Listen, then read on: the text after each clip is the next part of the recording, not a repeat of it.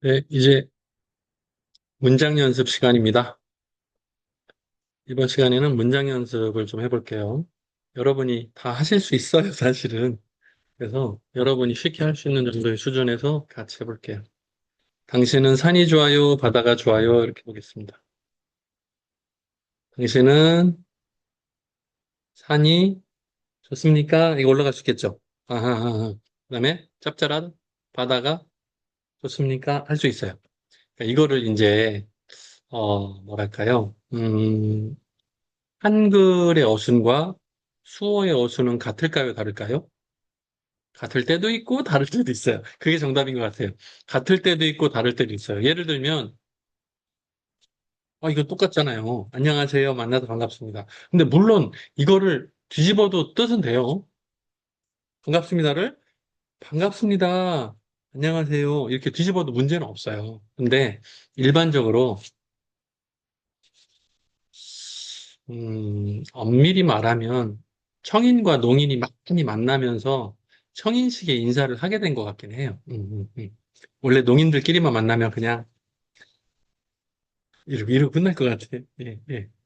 안녕하세요. 만나서 반갑습니다는 음, 청인의 영향이 좀 있는 것 같기도 해요.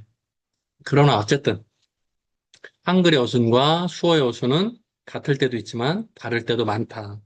표현이 비슷할 때도 있지만 다를 때도 많다라는 게 정설입니다. 자, 당신은 산이 좋아요? 바다가 좋아요? 이렇게 해도 틀리진 않아요. 그런데 농인들한테 둘 중에 하나를 선택하라고 할 때, 산이 좋으냐, 바다가 좋으냐라고 할 때, 이거 써요. 이거 뭔지 기억나요? 혹시 기억할 수 있을까요? 이과에서 자매를 가르쳐 드리고 나서 제가 중지 형제를 바로 꺼내지 않고 이거 먼저 알려줬는데, 인칭대명사. 이 사람하고 이 사람하고 누가 잘하나 경계하다, 경쟁하다, 시합하다, 시험을 보다. 중간고사, 중간 시험, 기말고사, 마지막 시험 이렇게 쓰거든요. 시험이라는 단어예요. 시험. 근데 시험이라는 단어를 하나만 기억하면 안 되고 이게 좋아, 이게 좋아가 될 수도 있어요. 이게 약간 변형인데요. 둘 중에 어떤 것이 좋아가 될 수 있어요. 그러니까 당신은 산, 바다, 어떤 것이 좋아? 라고 이거 올리면 돼요. 이게 좋아, 이게 좋아 하면 돼요. 그러니까 예를 들어서 어, 야, 너 엄마가 좋아, 아빠가 좋아? 이렇게 난감한 질문. 아빠, 엄마, 누가 더 좋아? 이거 어려운 거 아니에요. 산하고 바다하고 어떤 게 좋아? 이게 좋아? 이게 좋아? 이것만 잘 올리면 돼요. 어렵지 않죠. 만약에 이 문장을 놓고 당신은 산이 좋아요? 바다가 좋아요? 이렇게 하는 사람이 있으면 아마 통역사 시험에선 떨어질 것 같아요. 이거 완전 기초반 수준. 요대로 한다 그러면 정말 기초반 단어 연습하는 수준이고요. 이제 문장을 좀 구사할 수 있는 사람들은 어느 것이 더 좋으냐를 분명히 쓸 수 있어요. 예. 중급에서 고급으로 넘어가면 예. 산, 바다 어느 게 좋아요? 라고 당연히 쓸 것 같아요. 자, 그다음 응용이에요. 여름이 좋아요, 겨울이 좋아요. 이제 하나 배웠으니까 그다음은 쉽죠. 여름, 겨울 어느 게 좋아요? 할 수 있겠죠. 그래요. 보통은 여름을 좋아하는 분들은 수영을 잘하는 것 같고, 잘하다 쓰죠. 네, 잘하다, 하다, 잘하다 이렇게 써요. 수영 이렇게 쓰고, 수영 이렇게 써도 돼. 예, 괜찮아요. 여름이 좋아요? 겨울이 좋아요? 겨울이 좋아요? 라기보다 여름, 겨울 어떤 것이 좋아요? 라고 눈썹을 올려주면 훨씬 좋을 것 같습니다. 또 응용이에요. 비가 좋아요? 눈이 좋아요? 물 쏟아지는 비, 흰색 눈, 어느 것이 좋아요? 좋아하는 거에 따라 다를 것 같아요. 비를 좋아하는 사람도 있고, 눈을 좋아하는 사람도 있고, 그쵸? 네. 눈을 좋아하는 사람들은, 눈에 대한 추억, 기억이라고 할 수 있고요. 그리워하다, 뭐, 추억, 이렇게도 쓰는데요. 눈을 좋아하는 사람들은, 스키를 탄다거나, 혹은 썰매를 탄다거나, 혹은 눈 뭉쳐서 눈싸움을 한다거나, 혹은 눈사람 모양을 만든다거나 할 수 있겠죠. 비가 좋은 사람은 우산을 쓰고 애인과 함께 걷는 거를 좋아할 수도 있고요. 그죠? 당신은 비가 좋아요? 눈이 좋아요? 당신은 비, 눈, 어느 것이 좋아요? 할 수 있겠어요? 자, 비가 내린 뒤에 산등성이의 무지개를 보면 마음이 편안해져요. 아, 편안하다를 안 배운 것 같긴 한데, 산등성이 이거 산으로 하면 되죠, 뭐. 비가 내린 뒤에, 뭐뭐한 후에, 전, 후, 안, 박 배웠죠? 삼과에서. 자, 그러면 비가 내려볼까요? 비가 내렸어요. 그 후에, 비가 내린 후에, 산등성이 이렇게 하면 너무 큰 산맥이니까 산 그대로 놓고 산등성이에 무지개를 바로 넣어버리는 거. 그러면 풍경처럼 보이죠. 그죠? 비가 내린 후에 혹은 비가 그치고 나서 비가 내리다가 이렇게 하면 비가 그치다가 되겠죠. 혹은 비 끝 해도 괜찮아요. 우리 끝 시작도 배웠죠. 비가 끝 후에 써도 되고요. 비가 끝 하고 무지개를 산에서 바로 날려도 돼요. 산에서 무지개가 딱. 그걸 내가 딱 봐. 그러면 마음이 좋아. 편안해진다가 꼭 편안하다만 써야 되는 건 아니잖아요. 그죠? 마음이, 아, 좋다 해도 되죠. 이거 기분이라는 수가 있잖아요. 기분이 좋다 써도 되죠. 그죠? 비가 내린 후에 산등성이의 무지개를 보면 마음이 편안해진다. 기분 좋다. 제가 말하지 않고 수화만 해볼게요.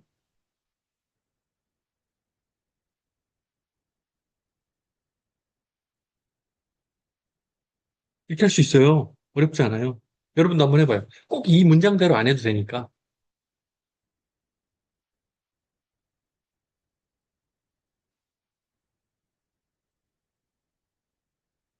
할 수 있죠. 충분히 이해할 수 있죠. 예, 예. 다음, 호숫가에 서서 바라보니 뭐 이런 거 안 배웠는데 이렇게 보면 돼요. 자, 그 다음에 파란 하늘에 구름이 예쁘다. 호수 기억나요? 호수, 물, 고이다, 뚝을, 댐을. 호수가에, 호수 옆에 서 있어요. 호수 가까이, 멀리, 가까이. 호수 가까이에 서서 이렇게 봤어요. 이거 구경하다. 이렇게 실제로 우리 이렇게 보잖아요. 구경하다라는 수하고요. 그냥 이렇게 봐도 돼요. 눈으로 이렇게 봐도 돼요. 혹은 그냥 이렇게 봐도 돼요. 음. 호수 옆에 서서 이렇게 쓱 보니까 흰색 구름이 너무 예쁘다. 파란 하늘, 파란 하늘에 구름이 예쁘다. 괜찮아요. 그죠? 말을 안 하고 해볼게요.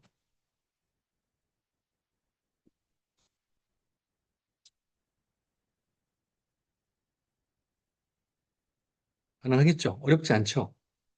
다시 한번요.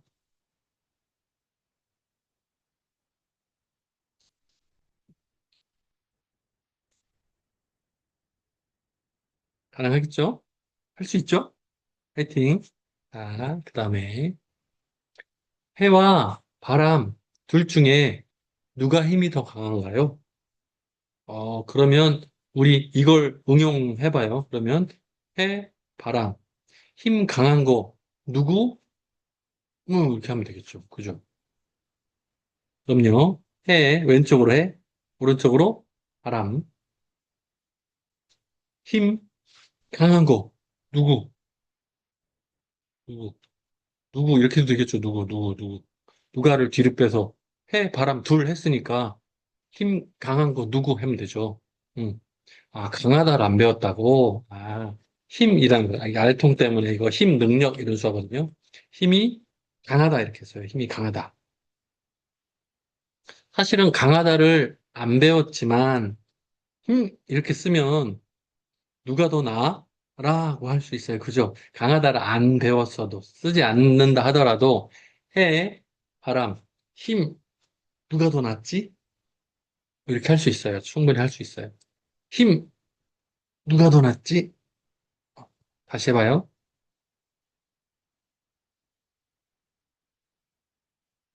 혹은,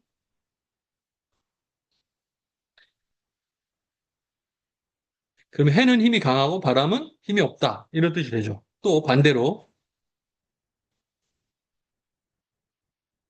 이렇게 하면 해는 약하고 바람은 힘이 강하다. 이렇게도 할 수 있어요. 그러니까 비수지가 얼마나 중요한지 알겠죠? 저와 여러분이 알고 있는 그 비수지를 잘 사용하면 내가 아직 못 배운, 아직 배우지 않은 단어들이 있다 하더라도 표현이 다 가능해요. 다 가능해요. 네. 자, 그다음 이거 해와 바람 이야기네. 그지? 해와 바람은 누가 힘이 더 센지 시합을 하기로 했어요. 해봐요. 해와 바람은 힘, 힘, 어? 누가 힘이 더 센지 이런 말은 하나도 없는 것 같은데요. 자, 보세요. 지금 혹시라도 외국어를 공부하는 친구들이 있어요. 영어나 러시아어나 중국어나 다른 외국어를 공부하는 친구들은 이게 무슨 얘기인지 알 텐데, 직역과 의역의 그 차이가 있어요. 그죠? 그런데 수어는 직역보다는 의역이 훨씬 더 중요하고, 어, 뭐랄까, 글, 글자를 그대로 전달하는 글자를 그대로 전달하는 것보다는 내용을 전달하는 게 훨씬 더 중요하고, 내용을 전달하는 것보다 감정을 전달하는 게 훨씬 더 중요해요. 맞죠? 자, 우리가 쓰는 음성 언어는 글로 기록하지만 여기에 억양이 들어있진 않아요. 그죠? 그런데 수어는 표정과 몸짓, 다시 말하면 비수지에 억양이 들어있는 것 같고, 느낌이 들어있는 것 같고, 의역을 하기에 충분해요. 그래서 지금 여기서는 해와 바람이 시합을 하기로 한 거, 힘이 누가 더 센지, 이게 꼭 이 문자 그대로 누가 힘이 더 센지 시합을 하기로 했습니다. 물론 그렇게 표현도 할 수는 있어요, 수어를. 근데 그렇게 하면 수어가 굉장히, 원래 수어의 그 매력, 수어의 힘은 비수지가 가장 잘 가미된, 그래서 시각적으로 전달력이 있는 언어거든요. 근데 그거를 다 배제하고 음성 언어의 문자로 전달되는, 활자로 전달되는 것처럼 그대로 하면 굉장히 딱딱해져요. 제가 비수지 무시하고 요대로 한번 해볼게요.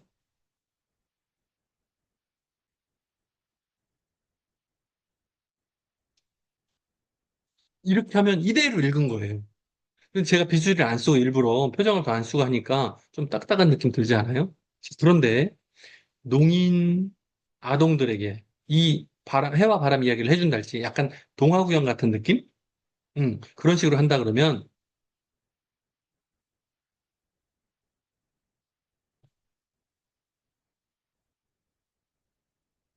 이렇게 하면 금방 알아들어요. 어, 농인 학생들 입장에서는 해와 바람이 내가 힘이 세. 아니야, 아니야. 내가 힘이 세. 그래서 시합을 시작했어요. 이렇게 하면 훨씬 더 쉽게 알아들어요. 다 같이 한번 해봐요. 해와 바람은 힘이 세. 내가 힘이 세. 아니야, 아니야. 내가 힘이 세. 시합을 시작했어요. 이 한글 문장은 깨져도 상관이 없어요. 내용이 충분히 전달된다면 시각적인 언어 수어는 훨씬 더 전달력이 강력하게 음, 발휘되는 거예요. 해봐요.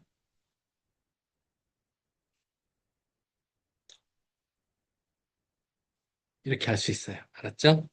그다음 해와 바람은 지나가는 남자가 옷을 벗으면 이기기로 하는 경기를 시작합니다.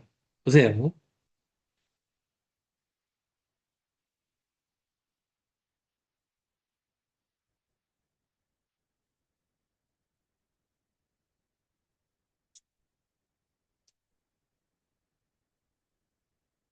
자, 우리 이렇게 하면 축하하였어요. 생일 축하합니다. 할 때 축하요. 그걸 한 손으로 올리면 이기다예요. 이기다. 이겼어요. 그래서 양손으로 축하를 하는 거예요. 이기다. 자, 보세요. 해와 바람은 지나가는 저 남자가 옷을 벗으면 이기기로 약속했어요. 이제 경기의 규칙인 거예요. 사실 이거 말고 법이라든가 방법이라든가 뭐 다른 수화가 있긴 한데 여러분 배웠던 단어로 한번 조합을 해보는 거예요. 약속. 그렇게 하기로 했습니다예요. 다시 해볼게요. 해와 바람은 지나가는 이 남자가 옷을 벗으면 이기는 것으로 약속했어요. 그리고 경기를 시작합니다. 이렇게 되는 거예요. 자, 해볼게요.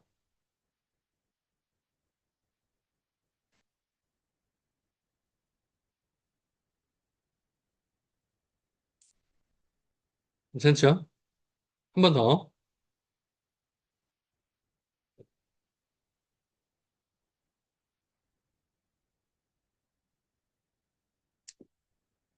됐어요.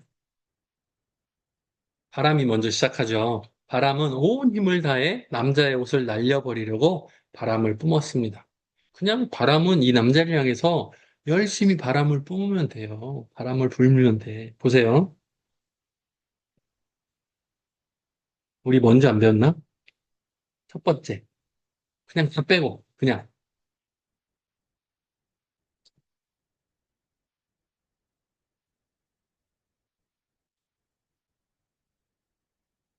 또 하는 거예요. 안 되네. 다시, 다시. 우리 다시 배웠잖아. 다시.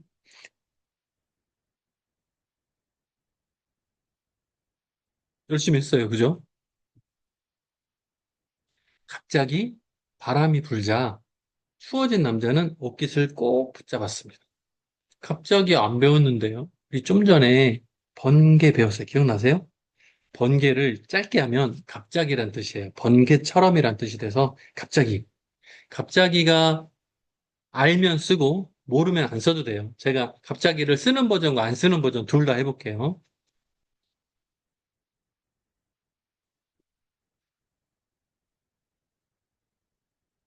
그렇게 하면 돼요. 어렵지 않죠? 이 갑자기가 없어도 이렇게 하면 돼요. 그러니까 괜찮아요. 자,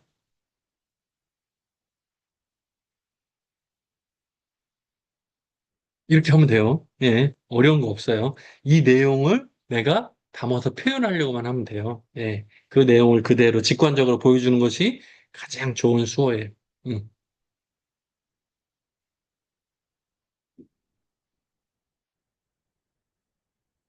혹은 이렇게 써도 돼요. 여러 가지 표현이 나올 수 있어요. 사람마다 조금씩 다를 수 있는데 이 내용을 다 포함하는 거면 전혀 문제되지 않고요. 농인의 입장에서 이 내용을 봤을 때 큰 흐름 맥락에서 이 내용을 다 보고 이해할 수 있어요. 자, 그 다음 결국에 바람은 포기했어요. 포기했어요. 그 다음에 해의 순서가 되었습니다. 결국 마침내 바람은 포기했어요. 포기하다. 어? 이건 안 배웠는데요. 그러면 포기하다. 두 손 두 발 다 들다. 혹은 백기를 들다 알아요? 흰색 이거 깃발이거든요. 흰색 깃발. 결국 바람은 포기했고 결국에 바람은 포기했고 자 이런 걸 모른다고 칩시다. 그러면 포기라는 거를 표현 못 할까요? 아니에요. 우리는 비수지라는 막강한 힘이 있어요.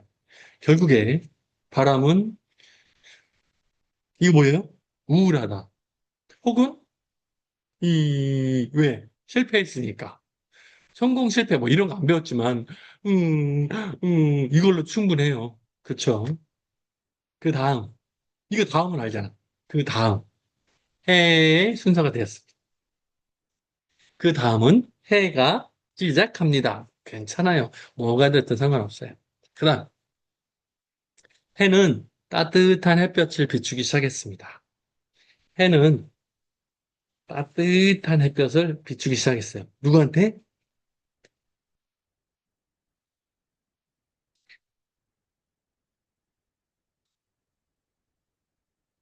이렇게 하는 거예요. 이 사람한테 계속 빛이 가는 거예요. 남자는 부채질하다 결국 옷을 벗었습니다. 보세요.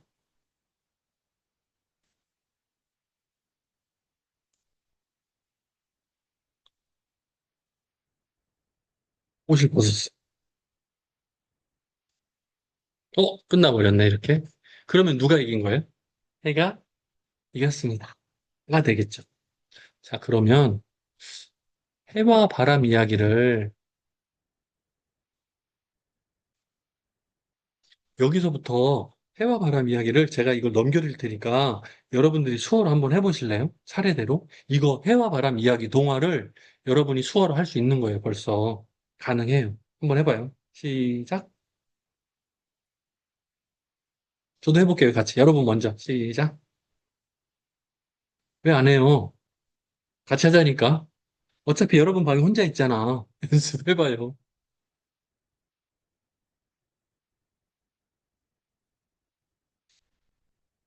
이렇게 할 수 있어요. 혹은,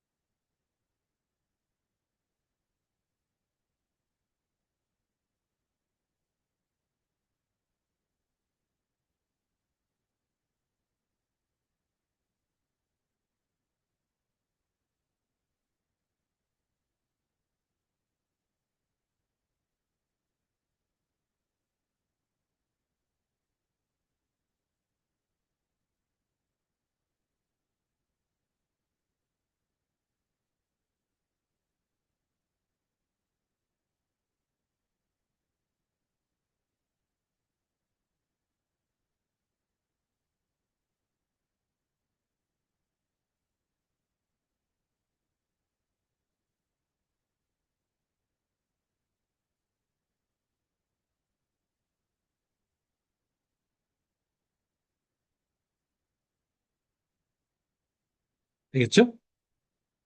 자, 그 다음, 이거 해봐요. 비가 내리는 날 아침에는 미리 우산을 준비합니다. 비 오는 아침에, 뭐뭐 하기 전에, 혼돈끼리 뭐뭐 하기 전에, 미리 우산을 준비합니다. 준비라는 단어. 수업 시간에 제가 얘기는 한 것 같은데, 준비합니다. 옆에 있는 것을 가져와서 가운데 놓으면 준비예요. 준비합니다. 만약에 준비란 단어를 못 배웠다, 혹은 기억이 나지 않는다. 그럼 어떻게 하면 된다고요? 직관적으로 하면 돼요. 직관적으로 하려면 어떻게 해요? 여러분이 평소에 우산을 어떻게 챙기는지 그걸 그대로 따라하면 돼요.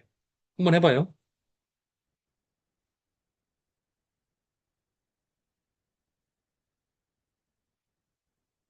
여기다 놓으면 이상한가? 혹은요,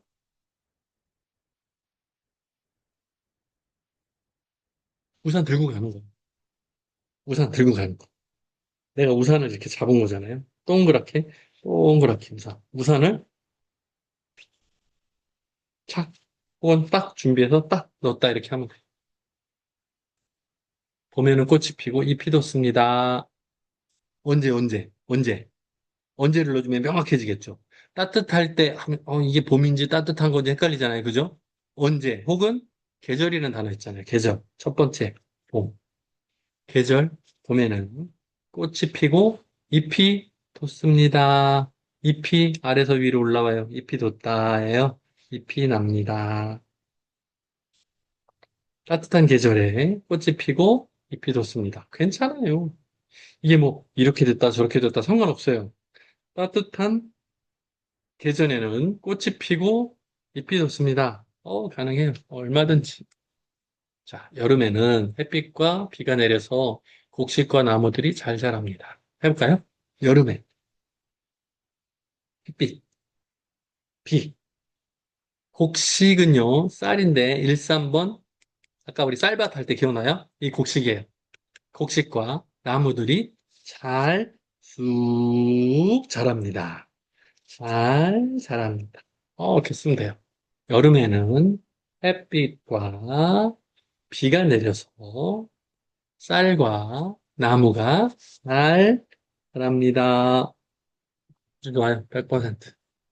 자, 가을 계절에는 곡식과 과일의 대표값은 사과인데, 사과는 닦아서 먹어요. 그래서 사과라고 써요. 사과. 사과, 추수의 기쁨이 있어요. 과일이 익어서 추수의 기쁨이 있어요. 과일은 익어야따는 거잖아요. 그죠? 그래서 과일이 열매가 익다를 이렇게 쓰기도 해요. 실제로 한 1000배속으로 필름을 돌리면 과일이 이렇게 생겼다가 무거워지면 이렇게 숙여, 그걸 그대로 썼어요. 사실 수어에서는 이렇게 쓰거든요. 열매라는 단어에. 자, 그런데 이걸 모른다 하더라도 사과 모른다 하더라도 곡식은 일단 배웠으니까 그러면 가을 계절에는 곡식을 직관적으로 낫으로 곡식을 베는 모양 하는 거예요. 추수의 기쁨이 있습니다. 그대로 쓰는 거. 음, 음. 과일을 몰라도 곡식을 따서 기쁨이 있습니다. 괜찮아요. 가을 계절에는 곡식과 과일을 알면 사과 쓰면 되고 모르면 따서 먹는 기쁨이 있습니다. 그럼 가을에는 곡식과 열매를 따먹는 기쁨이 있습니다. 농인 입장에서는 그게 직관적으로 이 의미로 충분히 들어온다.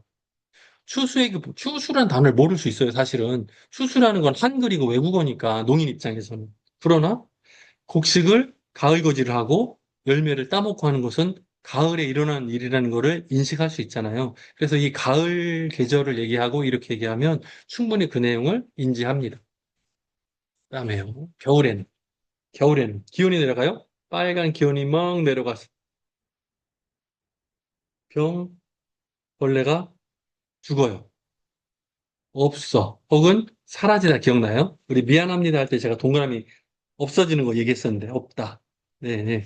혹은 기온이 내려가서 병과 벌레가 없고도 괜찮아요. 없고 땅이 쉴 수 있습니다. 땅이 쉬어요. 쉬다는 언제 배웠어요? 공, 휴일 할 때, 쉬다. 공식적으로 쉬는 날 할 때 배웠어요. 그죠? 그러니까 다시 겨울에는 빨간 온도가 쭉 내려가서 병이 없어요. 병을 안 배웠어요. 병을 안 배웠어요. 병 빼고. 벌레가 없고. 벌레도 안 배웠다고요? 벌레가 없고. 겨울에는 기온이 내려가서, 음, 나쁜 것이 없고, 정 모르면 그렇게 합시다. 그리고 땅은 쉴 수 있어요. 땅이 쉽니다. 쉴 수 있습니다. 괜찮고요. 병이란 단어, 비읍의 병이에요. 병, 그리고 벌레. 네. 겨울에는 기온이 내려가서 병과 벌레가 없고 땅이 쉴 수 있습니다. 가능합니다.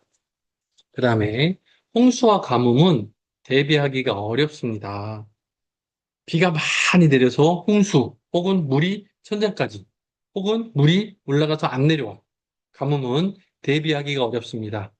준비란 단어가 있으면 좋아요. 여러분 배웠잖아요.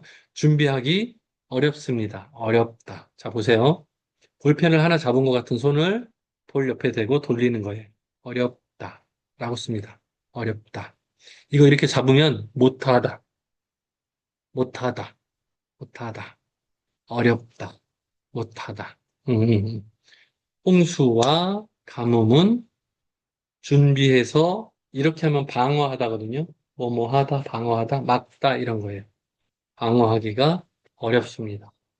홍수는 대비하기가 어렵습니다. 준비하기 어려워요. 가뭄은 준비하기가 어렵습니다. 혹은 막기가 어렵습니다. 사실 이 막다가 들어가면 명확해지는데 막다가 없이 준비만 하면 조금 어려운 것 같아요. 그죠? 그죠? 물이 천장까지 혹은 물이 안 내려오는 가뭄은 미리 준비하기가 어렵습니다. 미리 준비하기 어렵습니다. 대비가 될 것 같은데요, 충분히. 자, 그 다음에 아침에 짙은 안개가 끼면 운전할 때 조심해야 합니다.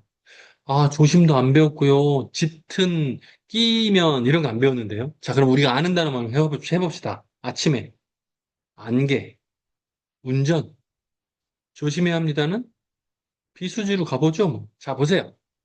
아침에 안개, 안개.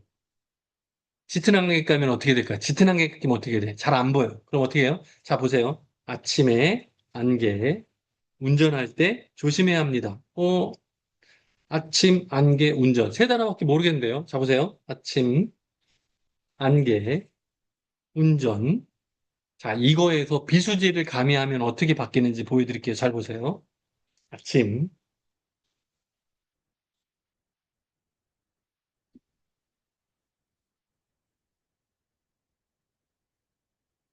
무슨 말인지 알겠어요? 자, 운전할 때 눈을 빨리 뜨고, 눈을 크게 뜨고, 놀란 토끼 마냥. 왜요? 안개가 어떻게 됐어? 흰색? 그냥 이렇게 안 하고, 눈을 제가 가늘게 떴죠. 눈을 이렇게 뜨면 안개가 짙은 거예요. 그래서 안 보이는 거예요. 그래서 운전할 때, 오, 오, 오 하는 거예요. 어려워하는 것처럼. 그러면 이 내용이 충분히 전달됩니다. 한글 지화 연습, 이거 제가, 지금 알려드려도 될까? 잠깐만, 이게 마지막인가요? 아니네. 좀 더 있네요. 한글 지화 쓰는 연습이네요. 이것도 해봅시다. 그러면. 잠깐만. 문장을 한 번 더 하고 와서 할까요? 처음부터 한번 문장을 하고, 네, 할 수 있을 것 같은데요. 당신은 산이 좋아요? 바다가 좋아요? 해보세요.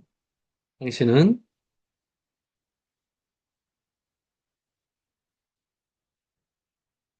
여름이 좋아요? 겨울이 좋아요? 혹은, 이렇게 해도 돼요. 무엇 괜찮아요. 좋아하는 거 뭐? 이거 괜찮아요. 그 대신에 여름, 겨울, 좋아하는 거 뭐? 괜찮아요. 나쁘진 않아요. 비가 좋아요? 눈이 좋아요? 괜찮아요. 혹은 괜찮아요. 나쁘지 않아요.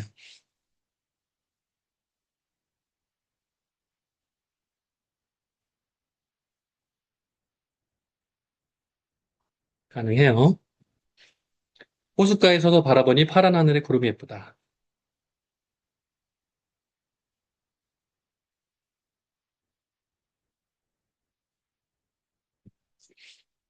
해와 바람 둘 중에 누가 힘이 더 강한가요?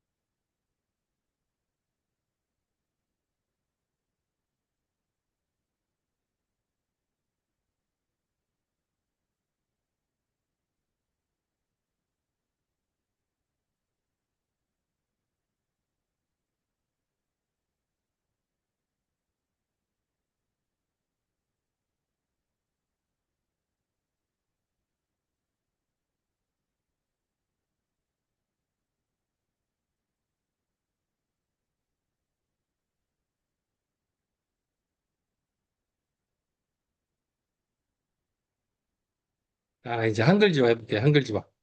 자, 한글 지화는 보고 그대로 써보시면 돼요. 봐요. 기역, 아, 니은, 아, 디귿, 아, 리을, 아, 미음, 아, 비읍, 아, 시옷, 아, 이응, 아, 치읓, 아, 키읔, 카, 티읕, 타, 피읕, 아, 히읗, 아.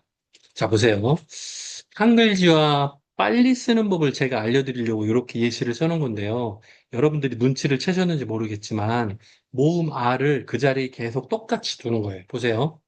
가, 나, 다, 라, 마, 파, 사, 아, 차, 카, 타, 파, 하.